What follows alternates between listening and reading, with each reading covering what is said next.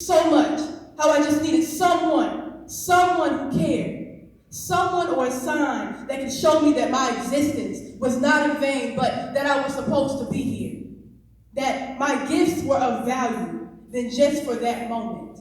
That the things that I had been through weren't just testimonies of torment. That the love that I had given had somehow been received, because I was on the verge of feeling like love is what had me choking on my very last breath. And I was tired of giving away things that I also needed to have. But how do you stop giving away gifts that you know you are supposed to give? Especially when that one gift is for you, and that's being able to forgive. But how do you forgive people in circumstances that were not your fault? Because to me, they just seem so unreasonably difficult. Because see, I never asked for the sexual, emotional, and childhood abuse. I never asked for the hate. I never asked for the ones that I love to be jealous of me. I never asked for the heartaches or the selfishly done heartbreaks. I never asked for the drugs, nor did I ask for the dad that would stand up in the pulpit on Sunday and tell me to take money for giving strange men hugs. See, I never asked for these gifts. I never asked for any of this, and nor did I ask for any of life's unfair circumstances. See, I just requested that those that said they loved me show me sincere love instead of painstaking hardships. So no, I didn't want to forgive.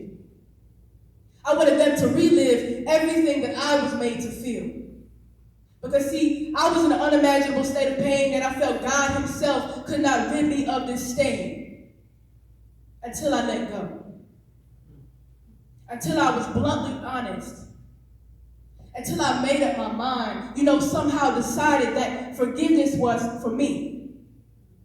That it was something that I needed to receive. Because that would be the only way that I would know what it's like to have a mindset that is free. See, it was never meant for me to hold on to the hurt. Where they had been self-inflicted on someone else's turf, forgiveness was for me. So that I could positively move forward in life. So that once I got over my pain, I might be able to help the next person battling a similar fight. See, until I let go and allow the process of forgiveness to take place, I was stuck in rotation of allowing these things to have control of me.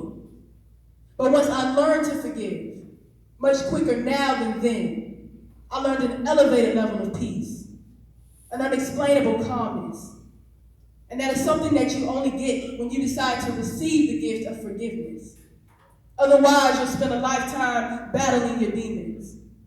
And you will never understand what it's like to have a life that consists of pure and true freedom. Thank you.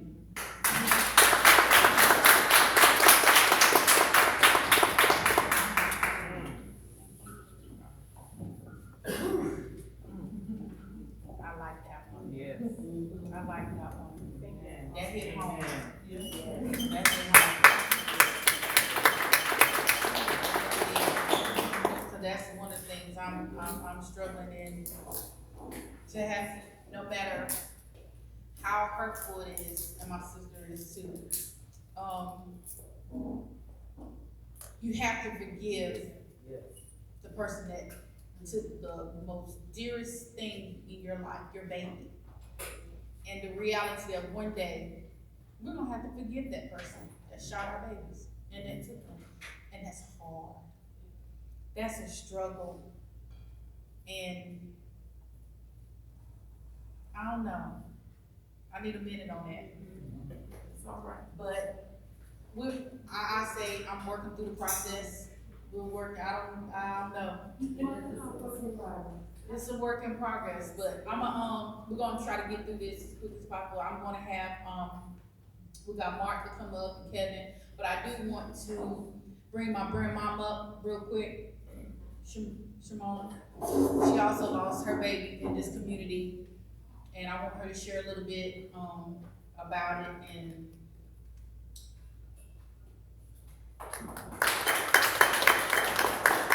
she always called me up and I'm a woman of very few words. But when the young man walked out, what went through my head, let me start in the parking lot. Pulled up in the parking lot, didn't know if I was in the right place, not a whole lot of cars. And I saw the sign, so I said, okay, I'm in the right place. But what really breaks my heart is that we know plenty of parents that have lost their children.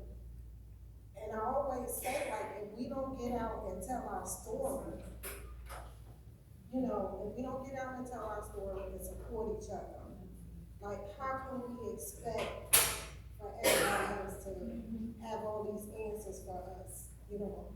And when I saw the two babies walk out, it really bothered me because my son Kamara was 18 years old. In the back seat of a vehicle, and two babies, you know, are accused of murdering my son. You know, and they had just turned 16 years old. So I see these babies walk in without their parents. I see them walk out, you know, but they really need to be here. We don't need to be upset with the police. We need to be upset with ourselves because we're getting away from parenting. We really getting away from that. And, you know, the problem here in Fayetteville is that we seem to be killing each other. That's it. So I'm very, at times I'm very angry, you know, but when the sister said her poem about forgiveness, that's something we struggle with every single day. Because these are babies that allegedly, you know, done this horrific, you know, crime. But I wanted to let you all know, like, a lot of people have said things that I was thinking I was gonna say, but I wanna let you know, like, that call never comes as you may think it's gonna come. You know, but I would never want anybody to experience getting a phone call after 12 o'clock saying, hey, we need you down at the hospital. You know, and you get to the hospital and you hear them locking down the hospital, but you don't know what's going on, it's not going on you yet. But, you know, to see my son laying there at 18 years old, you know, drugs wasn't an issue, the gangs wasn't an issue. You know, prior to losing my son, I lost my husband in 2013 to pulmonary embolism, and I was there in the car with him. So 5 years later, you know, I thought I was getting to the point of healing, you know, and then I get this phone call about my son. So just imagine, you know, my world is completely turned upside down. You know, a lot of questions, how did this happen? You know, and I said, well, it happened after 12 o'clock, but I had just taken him to the dentist and they told me they didn't want to speak to me. He was 18, so if you got children, you know how they get at 18, okay? So when I go to court, or when you see me today, you know, you may say, a young black woman, a single mother raising children. Before that, I was Miss Blue, right, for the Polk County Parks and Rec Department, the director. Miss Blue from the high school. And I'm saying that because it can happen to any of us. You know, and like someone said, until you get that phone call or it affects your family, that's when everybody gonna start feeling like, oh, but nobody's doing anything. But I thank God for this sister right here because I met her in Walmart. And she asked me how I was doing, and I said, well, if I could have my son back, I had just buried him. We've been friends, and you know, ever since that day. But you know, we have to step up. We have to step up and be parents and family and community because our children really need us. You know, just imagine a 16-year-old kid. You know, you're being told a 16-year-old kid murdered your son, shot him in the back. I thank God for the cameras on Raleigh Road. Never knew Raleigh Road had so many cameras till this happened to my son. I thank God for the cameras. Be safe, people. Love your children. Love your parents. You know, the last thing my son said to me, you know, they all say I have 3 boys. You know, Mama, I love you. The last thing he said to me. You know, it's real out here. We gotta stop blaming other people and start, you know, being accountable for what's going on. But we appreciate everybody that did make it. You know, and next time we bring, you know, it's crazy. Because I'm like, even our families, I'm like, that's sad. But appreciate the time, so. Appreciate the time.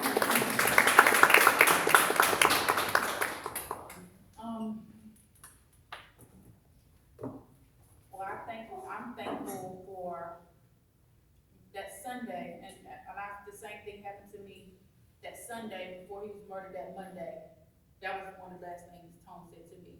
Ma, I love you. Yeah, I was at that deep voice. Ma, I love you. You hear me? And I said, yes, Tom, I hear you. But that Sunday, he gave his life to Christ. That Sunday, he gave his life to Christ. He got saved.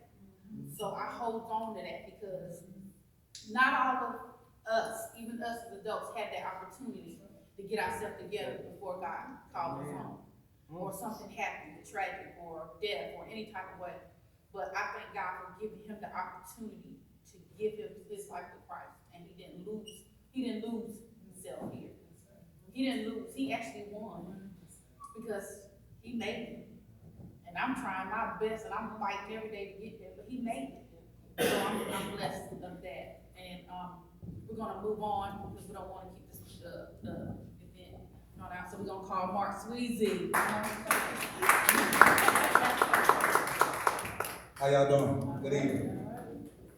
When I was talking to D-Money, Dimitri, when I was talking to her last night, I actually had something else going on, and she was telling me about, our passion about helping people, and I was telling her, like, well, my daughter's sick, different things like that, but the whole time I'm talking, like, not to get too deep, because I'm not apologizing for it at all, but I'm just gonna say, the Holy Spirit told me, you need to be here.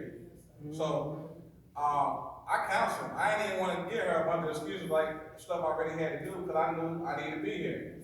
For one, we do our mentoring here, life-changing mentoring, and like she said, the first time we had our opening night, Chief Hawkins, Major Quick, everybody, we ran out of chairs. It was the news, everybody was here, it was packed in here. Community came out, when food involved, normally everybody come out. But it was packed in here. But slowly, you start to see, you battle stuff like sports.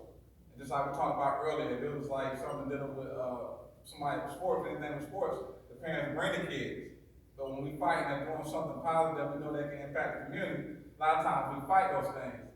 And like I was telling her earlier, we do a mentoring program, and I grew up in this area. So right down the street, my other circle, and all my friends that I grew up with still is in this area. All my friends have kids, but none of my friends' kids are in the mentoring program. So yes, I get into it with them all the time. Well, now I have to go pick the kids up because the kids didn't know it, it's not their fault. And then I found out that they didn't even tell them about it. So I fight that, but I know my purpose is, a lot of the adults are lost too.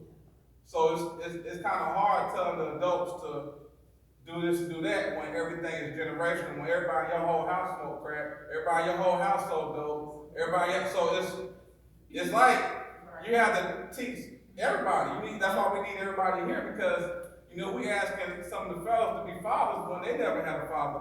And we had people like Coach Les Thorne, as my mentor. That we don't have these type of men in the rec centers like they used to. Coach Harrington, different people who, it wasn't about basketball, it was about mentoring and pouring into their lives, and we don't have that much. So now, we need our generation to step up and stop being out here on these streets and doing these things. So that's why my life-changing mentoring, we're very passionate about impacting at-risk kids. Young males, and now we know when females come, we can, we have female groups that we can send them to, but we have to get serious about this thing. Because every time someone dies, I always look to see who is the person. Because I know somehow, some way, if I go to social media, I'm going to know somebody. Just in the last month, 2 people I knew died.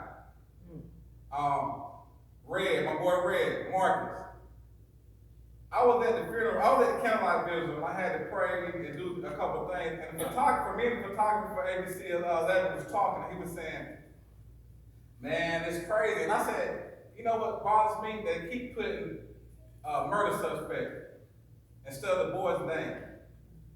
It bothered me so much that they kept putting it. So with that being put in the paper the whole time and all over the news, nobody really showing no sympathy about the kid that was murdered. The whole time that they put stuff in the paper, that's what they kept saying. So then you got people putting stuff on social media. Laugh my A off. Sleep in. Then you got his daughter is at the funeral, and his son, the daughter looking like, why they talking about my dad? So this thing, I was at the funeral, and the young lady who died, who you talked about before, Akita, who died with the 7 kids, she was at Red's funeral. So I'm at the candlelight vigil, and I was Akita, and I see, the people from the news, different people here, the photographer said to me, man, I see you at all. I just seen you the other week. I said, sadly, all the people that was at Red's funeral was at her funeral. Gun violence. So, first thing people want to do is have rallies and different stuff. But I'm like, what are we going to do after the rally? What are we going to do? This, like I said, it should be full. But at the same time, we know we're in the fight. So if it's just one kid in here, one parent in here, one person that can perceive something, that's big. And we had the same, all the mentors, we had the same problem getting people out here. And it bothers me because I used to be an ex-drug dealer, ex-gang member, ex-everything. I was involved in everything. But I just got my degree from Federal State in criminal justice. And I've been working at Federal State as an upward bound. And I feel like we as a community, we have to come and have a roundtable discussion. Because we all working, doing different things, but we all have the same problems with getting people out. So we're going to have to go out to these neighborhoods. We're going to have to get on these streets and go get these kids and knock on these doors and even may have to do it and do stuff like this in the neighborhood, in the middle of the neighborhood. There you go, y'all. Might have to, because some people can't drive. Some people just don't know. I know not. Most people don't know about this event right now. No matter how many times we shared it, people go, "Oh, I didn't know. Why y'all didn't tell me?" But what we need to do, what we're going to have to do is, I would love to invite y'all to come talk because I feel like people need to hear your story. Because I was trying to figure out how I'm going to come behind that. From the form to the testimony, I'm like, me, I'm 3 seconds going to worship over here. It don't take much for me. But I just want to say that, thank y'all for inviting me. I have a passion for helping, and if you have any children, young men, and you want to send to get mentored, we would love to have them. We would love to have them. We're here. We meet first and third Tuesdays from 6 to 7:30. But most importantly, we give our number out because 7 days a week, any time of night, we want y'all to call us and reach out to us. You might be at a party. You might be in a situation where you need a ride. There's about to be a shootout. You can't get up with your parents. You might be going through suicide. We have a thing that we say, don't die in silence. Whatever you're going through, reach out. So that's all I really want to say. Hopefully I said something that can help. Thank you, guys. So we have one more presenter, and then we're going to let you guys grab something to eat. While you guys are eating, Ms. Wanda is going to grace us with the ACE presentation. I'm super excited about this presentation. I've heard so much about it. I really want to see this presentation. Once Ms. Wanda gives us the ACE presentation, I'm elated to assist my cousin in presenting the Entrepreneur Award. That is amazing. Because it is so important for our youth to see other youth being independent and being business owners. It's amazing. Come on in, baby. You guys come on in and fill with that. And then after that, the mentors will be taking youth down to the ball court, and we have some trophies and different things like that, so they can earn some different things and feel like women because they are. So Kevin Tox give y'all last speaker.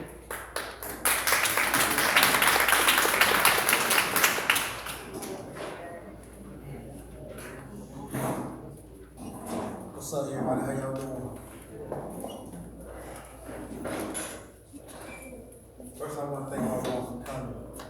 Those who really spirit this shit, you know, me and me, because they definitely need to be here. I'm a validated game though.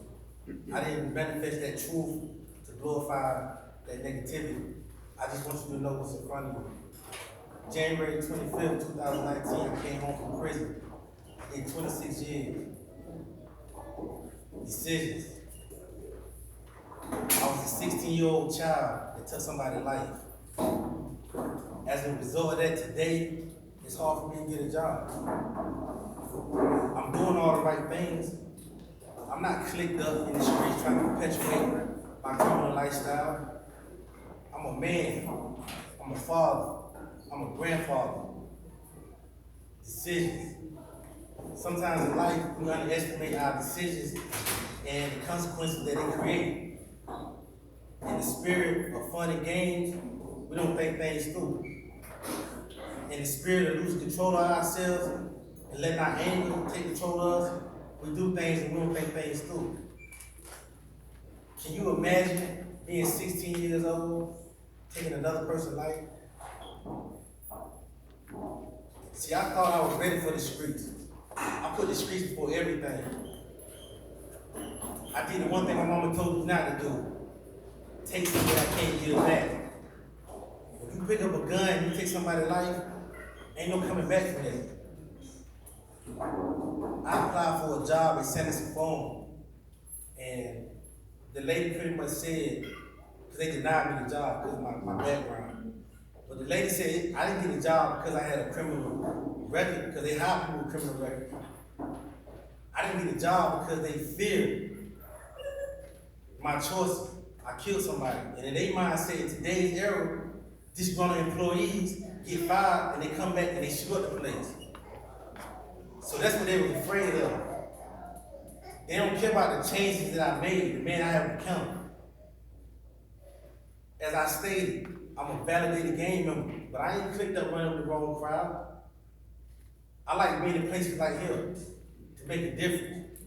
While I was incarcerated, I created a non-profit organization titled Stargate Youth Academy. But talking to my girlfriend, it became quite clear that I don't need to do that right now because I'm on parole. At any given time, they can snatch me up and send me back to prison. And no parent want to place their child in your trust and then they see you get walked out of handcuffs or anything like that. I made bad decisions when I was young. A lot of our kids today are making bad decisions. Peer pressure, hanging out with the wrong people, parents choosing to be friends instead of parents. Listen, when I went to prison, my daughter wasn't even born yet. I spent her first 26 years incarcerated. My first grandson, I spent the first 6 years of his life incarcerated. My second grandson, all praises to Allah, I was granted the privilege to be there for his first birthday. See, God is good. Because I used to be an idiot. So I want every child in this room, and every child that may see this, to know, let me be the perfect example of what you don't want to be. See, a lot of us, we throw stones at the penitentiary, not knowing what we're doing. Then when the consequences come, some of us want to tell on somebody else. Listen, I said this once, I'm going to say it again. Not everybody has to learn the hard way. And it's a fact that not everybody recovered from the hard way. I was fortunate. See, I was strong before I went to prison. I was just an idiot doing the wrong things. See, I started out stealing cars. But that was a limited adventure. Because we stealing cars and we going places where we ain't got no money. So in my neighborhood, I was already seeing guys selling drugs, getting off the school bus. You got all this jewelry on, fancy clothes, different cars, different girlfriends. That's really enticing. But no one understands.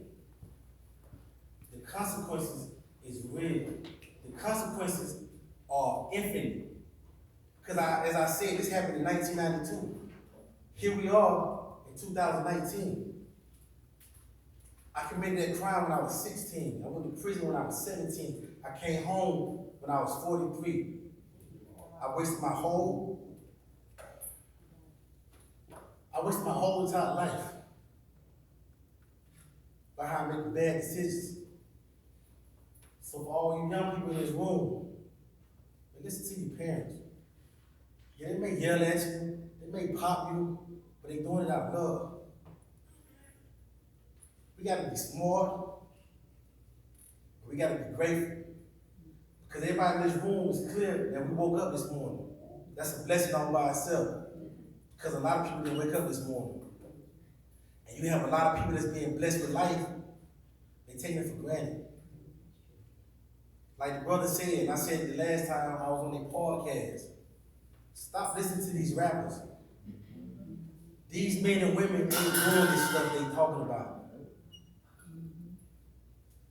Stop being disrespectful to grown-ups in the community. Y'all smart enough to decipher who have good information and who have bad information. I used to hate the police, not of my own volition, but because I was brainwashed in my neighborhoods. When I was a child, almost every neighborhood I stayed in was drug infested. My older cousins and people, me and my brother started selling drugs at the same time. I regret the decisions that I made, but I'm grateful for the journey I went through because it made me the man I am. See, I could be dead, but God seen fit to keep me around. God seen fit for me to travel down the road that I travel on so I can be a positive light to a young man or a young woman. Forget what you see on TV. Take it from me. Ain't nothing cool about prison. And if by chance God decides prison ain't your route and put you in the ground, ain't no coming back from that. Love your parents, respect your parents. Appreciate the police. They face danger on a daily basis to protect us. What if they had the attitude, I don't care about them, I'm just gonna get my check.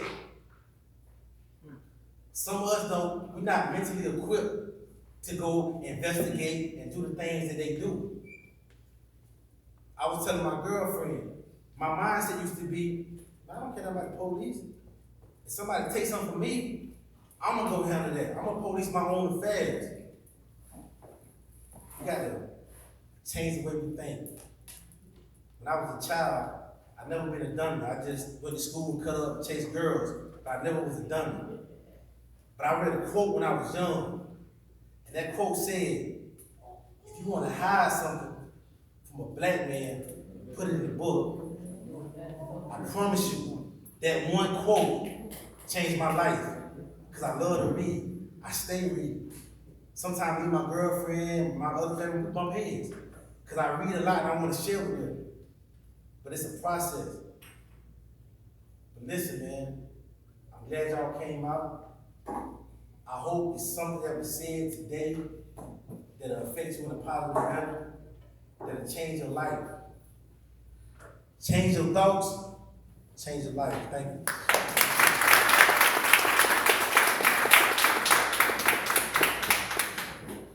I strategically placed him last because I myself could not fathom doing 26 years. However, if you look at the symbolism of this young man taking somebody's life at 16, and the young man to take her son's life at 16, and when we pull up mobile patrol, when we turn on the news, the people that are committing particular crimes are getting younger and younger. So we have to do something. Something has to change. And it has to start with us as parents. We cannot expect a 16-year-old to make that change if we're not giving them an example to lead by. for myself, I truly stand on that we have to be an example for what we want somebody else to understand. It's no way possible. Research tells us, and I had this conversation with Mark. When things happen, no one is going in, the judges are not going in to say, can you find me a scholarly article that states that a young man who's 16 and below can cognitively make this decision? That's not what the judge is looking for. The judge wants the DA and the prosecutor to get together, they need to figure out and decide how much time this person's gonna get. Okay. Amen. Research for myself and Mark, for the people who advocate out here, research is for us to fight with. For us to say, Judge Boyle, research states that a young man who is 16 years old is not cognitively, his mental state has not been cognitively developed enough to make this decision. Or research tells us that our children are being selected in these games because we're dropping the ball at home. See, when I took the trip to California, I was educated.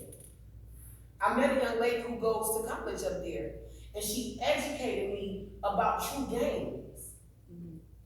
Some people are born into a game, so you don't have to rep that set or that hood or the numbers and the letters and all the finger things. You don't have to do that because you're born in it. The people who are not born in it are the ones who have to go through all these different rituals and sanctifications and stuff. And just to know that Compton is one place that's divided into two, how can we continue to allow things that are going in other places to continue to affect our household? Because this is our household. Fayetteville, North Carolina is our household. We share these streets.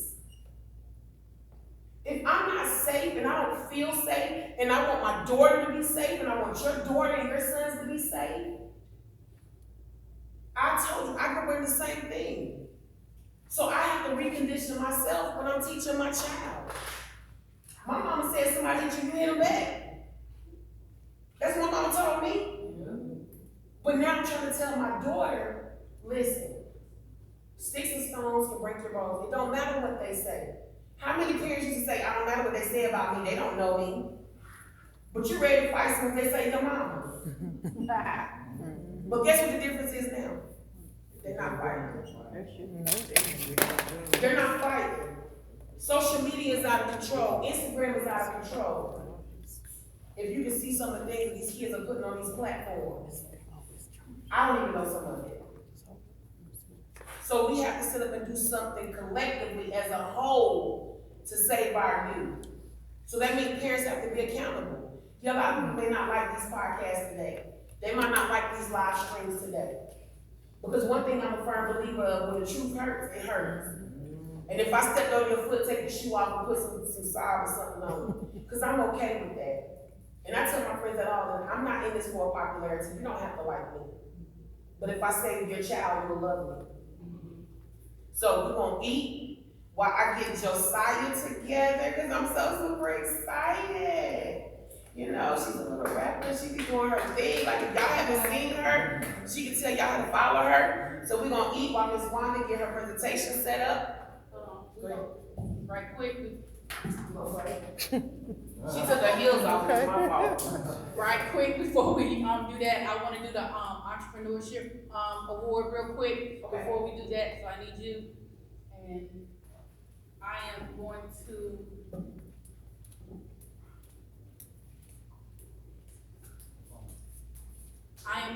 to call up. Hold on.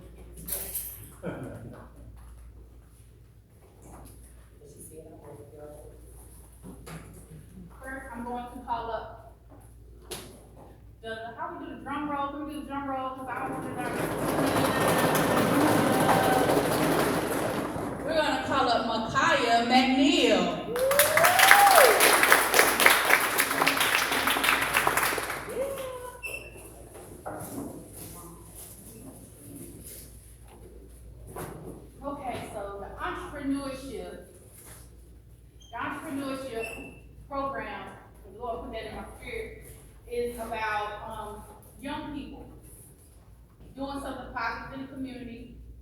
They work hard at school, they bring home as much as they can. I don't care if it's a B or a C.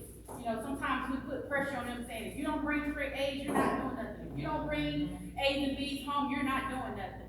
But with this, I want our young people to know that you are creative, you are inventive, you are positive, you are somebody, you are important, you are loved. Just because I didn't birth you, you still my baby. I have a heart for all the children. I love children. I have a passion for children. I know that you can be creative. It doesn't have an age limit on it. You don't have to wait till you get an adult to have an idea. If you have an idea at 5, hey, what can we do? That's worthless thing. That's maybe a 5, 1, 2, 3. I talk to you. Let's figure it out. That's something, because we want them to know that they can be entrepreneurs. They can be anybody that they can be, no matter what it is. And us as a community, we should be able to push that idea. We should be able to push that. Hey, you can do that. Oh, you wanna make some grandma grease? What we need to make grandma grease? You gotta go to the store and get some oil. What you need? Some pudding thing. I don't know. Some dirt. Let's put it together and let's make it a business. We've got to push our young people, and this keeps them out of getting in trouble. That keeps them of saying, okay, if we got this child doing something, okay, that's one child we got to worry about that's in the community that's getting in trouble or in the wrong crowd. And then that push that family member, okay, so mom got some free time. Mom, I need some paper, some construction paper, some pens, this, and I need you to help me do this. So now the mom, she ain't on social media. Or the dad, he's not on social media. He's not out with his homeboys. He's not doing this. So you don't pull the whole family away from something negative for all of them to work together. That's bringing family together. I'm about family, you know what I'm saying? So this is not just one thing. This is going to target every area. You know, bringing family back together, bring unity, bringing love. So it took me a little bit to try to figure out who to pick, but this girl here, Micaiah McNeil, this girl goes to school. She got her own business, blinged out by Lovely. She plays soccer, volleyball, basketball, and softball. And you do something else. She goes to church. She saved at a young age, and and she's a child of. You come in. She's a child of a single mother. So we're going to present this award. Micaiah McNeil, the Youth Entrepreneurship Award 2019 from God's Outreach and Brains Old Bullets.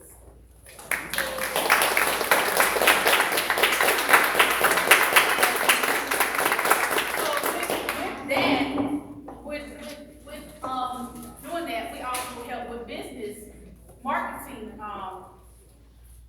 stuff. So this is a letter. It says, "Dear Micaiah McNeil, this is from God's Outreach. It is a great pleasure that I'm nominating you for the Excellence in Leadership and Entrepreneurship Award. I had a chance to watch this young lady for some time now and work very hard in school, remaining a straight-A student in school, on her own business called Bling by Lovey, while being a full-time athlete, volleyball, baseball, basketball, among other programs. And I think there's some other programs in school.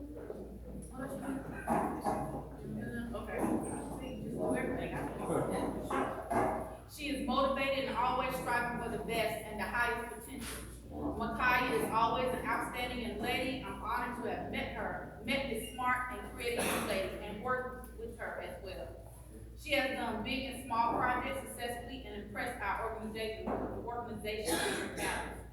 She is always willing to selflessly assist her fellow schoolmates and teammates to reach their goals whenever they need it. By doing this, she has earned this award for her hard work and determination. Gospel Outreach has voted her as the star for this year for 2019 Youth Entrepreneurship Award. I have no doubt that Micaiah McNeil is the most deserving of excellence in this leadership and entrepreneurship award. Thank you.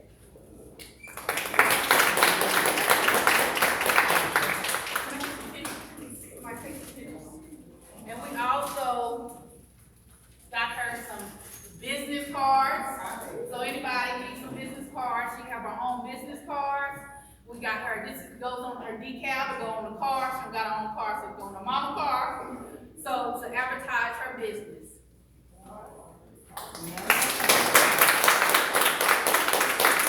And with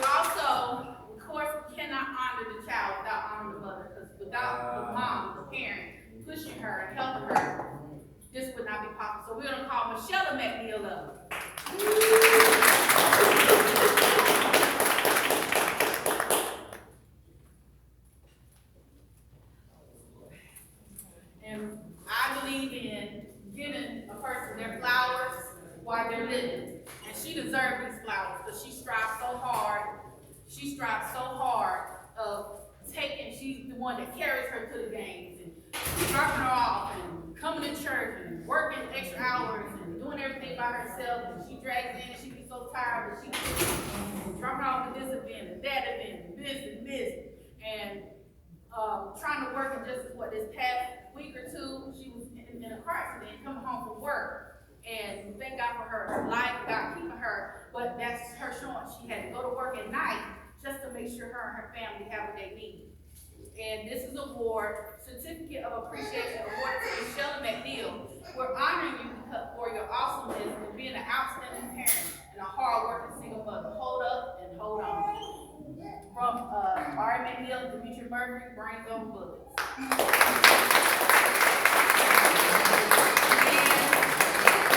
I also wanted to give her something special because she does so much. She never has her time, and plus she's running her own shop, doing everything she can to help her daughter. So I want to bless her with a free 3-day vacation tonight to wherever you want to go.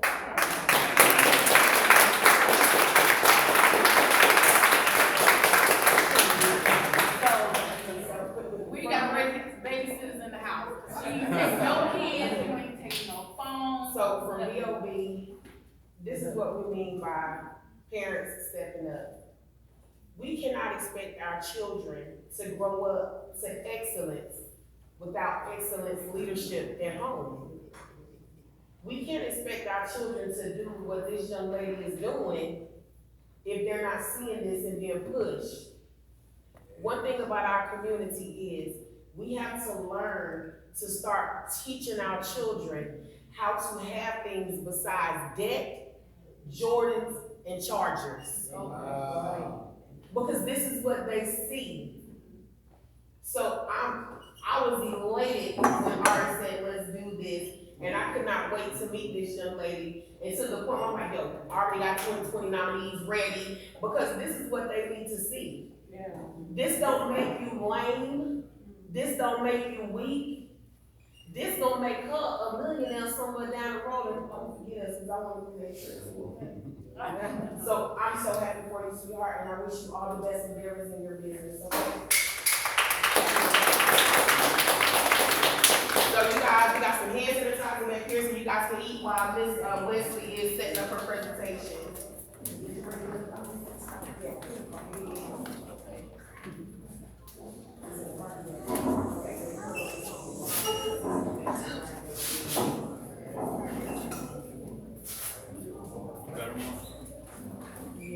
The police department, the sheriff department, health department, DSS, all these agencies came together to form a group that was called SOAR, S-O-A-R. And SOAR stands for Strength in Overcoming Adversity Through Resilience. SOAR. So with that, some of you, when you came in, the adults, I gave you a form, and it's called the Community Child Abuse Prevention Plan, Resolution of Support. If you're an adult, maybe 18 and over, and you didn't get one of these forms, make sure you let me know and I'll give you one. But it says as a community, what we all need to do together to protect our children and the families. So if you read it and you say, this sounds like something I agree to, then you just sign it and give it back to me before you leave, and I'll have some on the table. But part of our SOAR committee is getting the word out about what we can do as a community. And the biggest thing is education. We do better when we know better. We can't blame parents for things that they don't know about. We can't blame children for things they don't know about. So this film, I'm not going to say very much more. I'm just going to say, once you see this film, you will see a lot of what has already been discussed today in this film. And it offers solutions. We were always talking about what can we do? What can we do? We can work together collaboratively. We can share with one another. And we can strengthen families. And when we strengthen families, we strengthen communities. And somebody said something earlier about connecting the dots, the different agencies that are doing this, that, and the other. When we do that, when we work together, we build a net that's strong enough to capture any child, to keep anybody from falling through. So we have to be on the same team. So I want you to watch this film, and again, it's resilience. And what's great about it is that it talks about hope. the battle is there, the movement is there. There's hope for a better community, and we all have a part to play in it. And if we listen to this film, we can see self-reflection. What can I do differently? What's my part in the big picture? So thank you for your time. Again, the film will cause you to have this.